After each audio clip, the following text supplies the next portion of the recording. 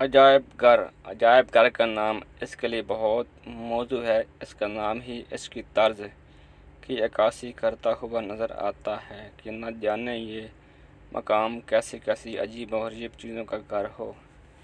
عجائب گھر کا نام ہمارے لیے بھی باعث تجسس تھا، اس لیے ہم نے بھی ایک دن لاہور کا عجائب گھر دیکھنے کی ٹھانی۔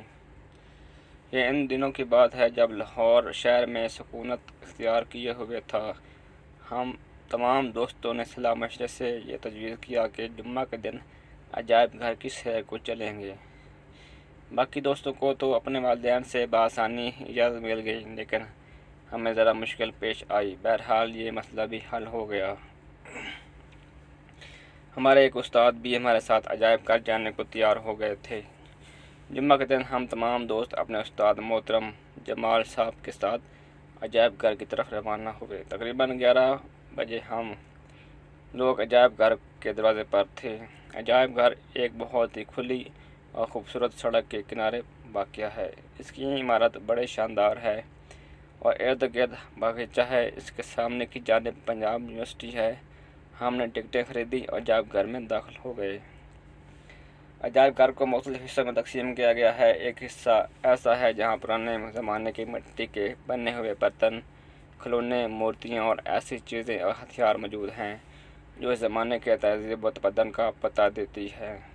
یہ تمام اشیاء دھات کے زمانے سے بھی قبل کی ہیں۔ ہمارے دوسرے حصے میں لکڑی کی اشیاء ہیں جن میں مہاتما بدھ کا مجسمہ قابل ذکر ہے۔ وہاں کی ہر شے اپنے دور کی عکاسی کرتی ہے۔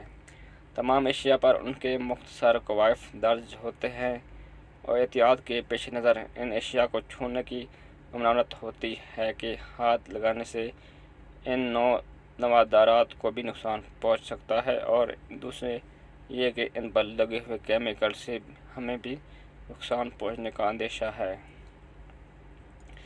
مسلمان کے دور حکومت نے بھی نوادرات کا بیش بہا خزانہ ہمارے لیے چھوڑا ہے۔ جا بجا سامان حرب، زرب اختر اور لباس بھی رکھے ہوئے ہیں۔ یہ لباس اس قدر بھاری بھرکم نظر آ رہے تھے کہ انہیں پہن کر چلنا تو درکنارہ نہیں، اٹھا کر چلنا بھی ہمارے لیے دشوار کام ہوتا۔ اس بات سے ہم نے پرانے لوگوں کی طاقت کا اندازہ لگایا کہ واقعی ان کی طاقت و جات میں کوئی شک نہیں۔ تو پیارے دوستو، یہ تھی میری ویڈیو۔ اگر آپ کو میری ویڈیو پسند آئی ہو تو میرے اس چینل کو سبسکرائب کیجیے، لائک کیجیے، شیئر کیجیے۔ شکریہ۔